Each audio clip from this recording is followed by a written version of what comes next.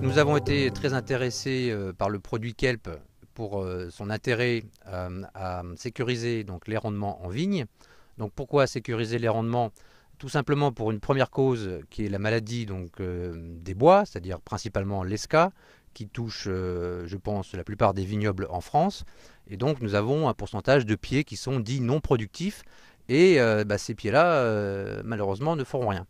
Donc le kelp, par sa faculté comment je dirais, à améliorer le calibre de la grappe et son élasticité, va permettre malgré tout de compenser les pertes liées aux cep non productifs. On a poursuivi l'application de ce produit sur plusieurs années et donc les résultats sont toujours à la hauteur de ce qui avait été annoncé par la société, à savoir donc un gain de rendement toujours intéressant. L'élongation des grappes est bien observée au cours de la campagne, donc qui engendre donc une diminution de botrytis, sachant que l'uni blanc est sensible à cette maladie.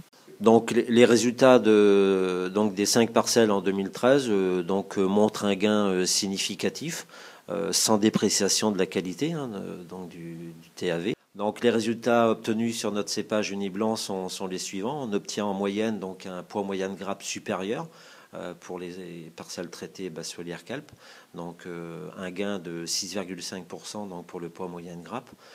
Ce qui, en viticulture charentaise, génère souvent un gain de 0,5 hectolitres d'alcool pur par hectare.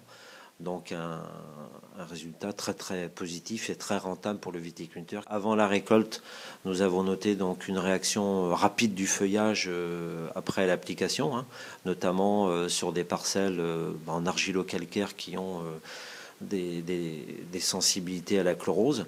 Donc on note un reverdissement du feuillage assez net après l'application, de par, je pense, la synergie entre l'apport d'algues marines et l'apport de fer du produit. Le kelp a amené pas mal de résultats pour la fin de cycle.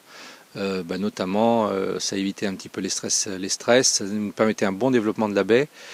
Et également, ça évitait d'avoir quelques problèmes de carence comme on pouvait voir chez nous en fin de cycle, notamment magnésie. J'ai essayé le kelp pour la première fois en 2013. On a fait ça sur une dizaine d'hectares, sur un secteur un peu séchant, pour voir si justement on avait une évolution du volume vendanger. La première année, on a eu une petite augmentation du volume vendanger par rapport à la moyenne de l'exploitation. On était sur une fourchette de 10%. Bon, du coup, on a généralisé sur l'ensemble du vignoble l'année d'après. La partie qui a été traitée l'année d'avant avec le kelp, on a eu un peu moins de coulure et moins de mélangage, donc du coup plus de vendange, et donc un effet de rebondance sur les années à suivre, quoi.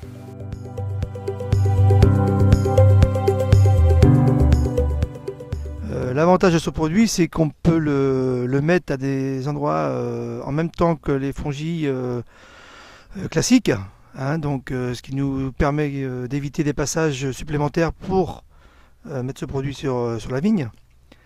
Donc pour nous, c'est intéressant. Et ça nous évite de mettre des mouillons à côté. Donc c'est un produit qui est complet en fait.